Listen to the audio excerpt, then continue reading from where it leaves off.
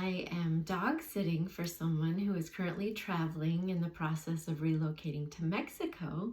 So I thought, what a great opportunity. While I have the dog with me, I'll try to teach the dog some Spanish. And as I'm saying things like, escúchame or siéntate, por favor, the dog just kind of looks at me and tilts his head. And if he could talk, I think he would say, okay, lady.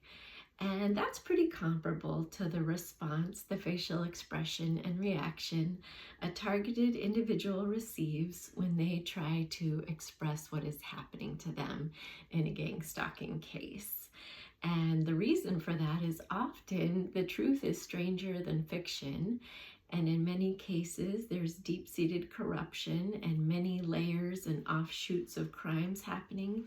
So it's a labyrinth of events and occurrences, and to try to order them and lay it all out in a way that sounds ordered and reasonable and probable is very difficult.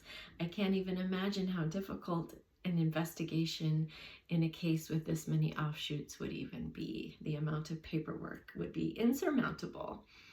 If I were to try to say, explain what happened to me, it would take days, first of all, and to start telling the story that I was, a handler was sent into my life and he held me hostage and handled me with a weapon with the intent of gathering information to blackmail me and commit financial crimes against me. And while I was there, he, confessed many crimes against other women, and that he entraps them and sets them up for crimes and gets them locked away so that he can get away with exploiting them and violating them and doing a lot of horrible things to a lot of victims, both in the US and abroad. And I was able to get away from this person, but the obsession was quite Fatal Attraction style. And, I was one that escaped, so it became important to keep me quiet. And the stalking became pretty intense. And he was, acting as a confidential informant, running to police, trying to frame his victims to negate any kind of responsibility for his crimes, to put all the focus on the victim. So the victim would be falsely investigated, and resources and law enforcement would be looking at the victim and not the perpetrator that had just committed all these crimes against them.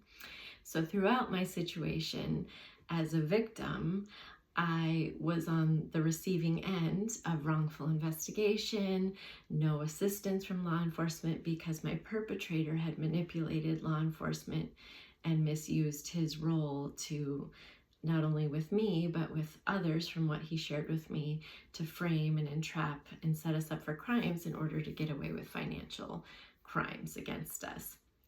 And it got more complicated because he was sleeping with someone in law enforcement, and she got very jealous of his stalking and obsessive behavior toward me.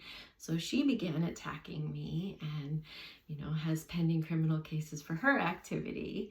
And then it just keeps getting more and more complicated because as I returned to my hometown, the perpetrator was still, tracking down childhood friends and family and getting close to those childhood friends and even sleeping with them to get close enough to gather information about me and to get them worked up to start attacking and targeting me. And so it became a multi-community, multi-state level attack of friends, community, family, church members, community members, employer, court system, law enforcement, anyone that could be gathered on this campaign of rolling out this smear campaign and this narrative to draw attention away from the original crimes and the overall grand scheme, which was theft against me to take what was left to me. And so meanwhile, as a victim of many, many crimes, having break-ins in my home and surveillance unlawfully and having personal items stolen, hair out of my hairbrush and bra and panties stolen from my home and poison put in consumables that made me very ill to the point where I couldn't walk or function. I was so sick, and having vandalism to multiple vehicles and people peering through my windows and following me, and the list goes on. My Wi-Fi, my IP address was, cloned. My devices were hacked and cloned, all for the purpose of trying to entrap me and set me up to look like I had committed crimes, so that all these layers of crime and corruption couldn't be unearthed. They needed me to be silent and to be gone, because so much had gone wrong and so much error had taken place in this case.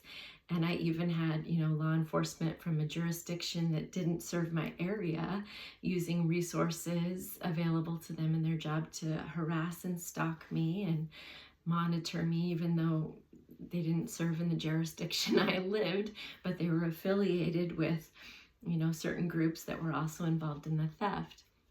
And it just has become such a chaotic cluster of crimes and players and communities and states involved in different jurisdictions, because of the depth of manipulation of the smear campaign, and getting a large number of people to tell the same narrative made it believable enough to where, I became the target of false investigations, and I became the one they were skeptical of, instead of receiving help as a victim through crime after crime after crime.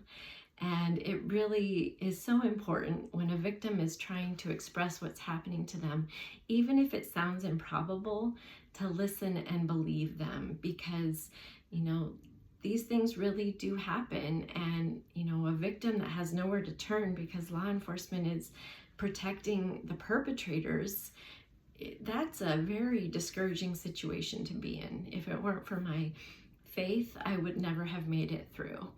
But I will say, through it all, they've tried to destroy me. They tried to eliminate me.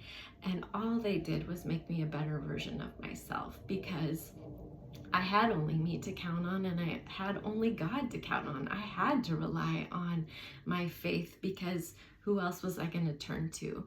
Even when I turned to organizations that assist victims of stalking, because law enforcement wasn't assisting me, they, based on their grant language, couldn't assist me. So I was literally on my own, and everyone in my life, everyone I'd ever loved, everyone I'd ever cared about, turned their back on me and chose to believe the lies and participated in, circulating exploitation acts toward me and against me, and just went along with the narrative in hopes of getting a piece of the pie. And so there's so many layers of betrayal and pain that came with that, but I came out stronger and a better version of myself. And it just pushed me into becoming the person that I'm meant to be, because now I have eyes and this, the ability to discern much more clearly when I'm speaking to other victims, trafficking victims, stalking victims, sexual assault victims, domestic violence victims, especially when I get to work with children that have been trafficking victims and talk with them. And it's empowered me and given me a different skill set and a different lens to see things. And, I can see through corruption, and I've seen a side of the darkness in this world that I didn't know was there before. I knew there was a lot of evil, but I'd never seen it on this level. And I never thought certain people in my life would be participants in it. But I have become stronger and grown through it, and I'm grateful for that. And I am very eager for the day that full justice will be brought, that those who have done wrong will be held accountable, and that what's mine will be returned to me, and that those who are dangerous will be removed from positions and not be in our communities doing as they're doing, that there will be accountability. And to other gang stalking victims that are not being believed and are not being helped and are waiting on your justice, please know you're not alone. The truth is known by God, and he will be held accountable one way or another. And honestly, being held accountable in this life is going to be much easier than the accountability they're going to face when they face him.